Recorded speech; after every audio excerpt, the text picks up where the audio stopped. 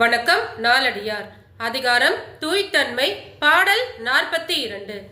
தோல் போர்வை மேலும் துளை பலவா பொய்மறைக்கும் மீ போர்வை மாற்றித்து உடம்பானால் மீ போர்வை பொய்மறையா காமம் புகழாது மற்றதனை கைமறியா பார்க்கப்படும். விளக்கம்.